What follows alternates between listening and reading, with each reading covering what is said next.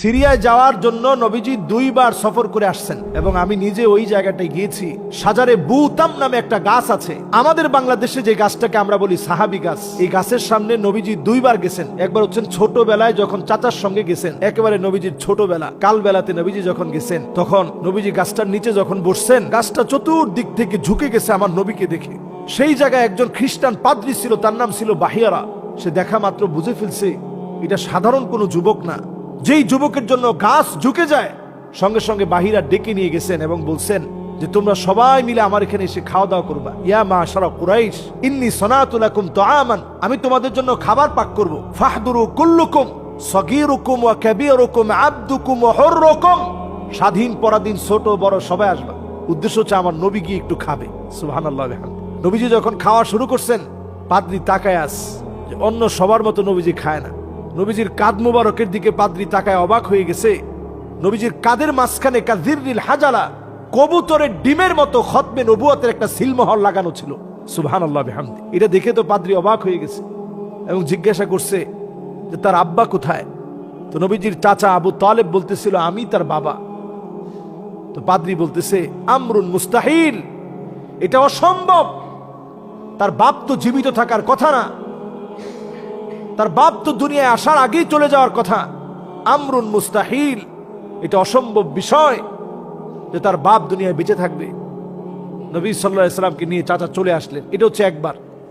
আবার দ্বিতীয়বার নবীজির বয়স যখন 22 বছর, পূর্ণ যৌবনা যখন আমার নবী পূর্ণ যৌবনে যখন নবীজি পদার্পণ করেছেন, তখন খাদিজা রাদিয়াল্লাহু তাআলা আনহার ব্যবসা নবীজি যখন দেখতেন, সেই মুহূর্তে নবী করিম সাল্লাল্লাহু আলাইহি ওয়াসাল্লাম তিনি সেই সময়ে ব্যবসা পরিচালনার জন্য এই সিরিয়ার ঠিক এই সাজারে বুতাম, যেই জায়গায় যে গাছটা আজও আছে, আমরা বাংলাদেশের লোকের এটাকে সাহাবি গাছ বলি, কিন্তু আসল গাছের নাম হচ্ছে সাজারে বুতাম। এই গাছের সামনে নবীজি গেছেন, এই গাছের এখানে নিয়ে বিশ্রাম নিছেন। তো নবীজির সাথে এই জায়গার সম্পর্ক কত গভীর চিন্তা করেন। নবীজি সাল্লাল্লাহু আলাইহি ওয়াসাল্লাম বারবার এর জন্য শামের কথা বলছেন, তুবা লিশাম, শামের জন্য শান্তি আল্লাহ তাআলা দিবেন। হাদিসের মধ্যে নবীজি বলছেন ইন্নাল মালাইকাতার রহমান বাসিতাতুন আজলিহাতাহা লিশাম, এই শামের জন্য ফেরেশতারা ডানা বিছায়া দিবে। নবীজি সাল্লাল্লাহু আলাইহি ওয়াসাল্লাম বলছেন আল্লাহুম্মা বারিক লানা ফি শামিনা, আল্লাহ আপনি আমার শামের ভিতরে বরকত দেন। নবীজি সাল্লাল্লাহু আলাইহি ওয়াসাল্লাম হাদিসের ভিতরে একটা দুইটা কথা না, শামের ব্যাপারে নবীজি বলছেন শাম হবে মাহশার ওয়াল মানশার, সারা দুনিয়ার মানুষের আশ্রয়ের জায়গা হবে এই শাম। নবী করিম সাল্লাল্লাহু আলাইহি সাল্লাম শামের ব্যাপারে বলছেন আকরু দারিল মুমিনিন আশ-শাম, মুমিনদের সবচেয়ে নিরাপদ জায়গা হবে এই শাম। সুতরাং বোঝা যায় এই শাম বিজয়ী হবে, এই শামকে কেউ শেষ করতে পারবে না। সমস্ত নবী আম্বিয়া আলাইহিমুস সালামদের ভিতরে সবচেয়ে বেশি নবী আম্বিয়া আলাইহিমুস সালাম এই শামের ভিতরে আল্লাহ প্রেরণ করছেন। মক্কা মদিনার পরে মুসলমানদের সবচেয়ে গুরুত্বপূর্ণ জায়গা এটি। এই জায়গায় মুসলমানদের বড় বিজয় এখন অপেক্ষায় আছে। এই বিজয় ইনশাআল্লাহ একেবারে অত্যাসন্ন। আমি যেন দেখতে পাচ্ছি শামের বিজয়, আমার চোখ দিয়ে যেন আমি দেখতে পাচ্ছি শাম বিজয়ী হচ্ছে। 2025 সনে এই সংকট যত বাড়বে, আজকে সিরিয়ার এই বিজয় শত্রুরা মেনে নিতে পারে নাই। এতদিন পরে আল্লাহ তাআলা বিজয়ের মুখ দেখিয়েছেন। এই 8 ডিসেম্বরের এই বিজয় এখানে থেমে থাকবে না, পুরা মধ্যপ্রাচ্যের ভিতরে ছড়িয়ে পড়বে। নবীজির আরেকটি হাদিস স্মরণ করিয়ে দিতে চাই।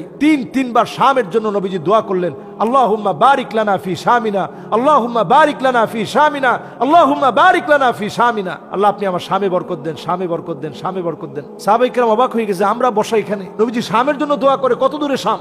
নবীজি এরপরে আল্লাহর কাছে এমন বরকত চেয়েছেন, পৃথিবীর সবচেয়ে অ্যাটমিক পাওয়ার সমৃদ্ধ যে দেশ, মাটির নিচে আল্লাহ তাআলা লুকায়িত রেখেছেন, এই ভূমি হচ্ছে শামের দেশ।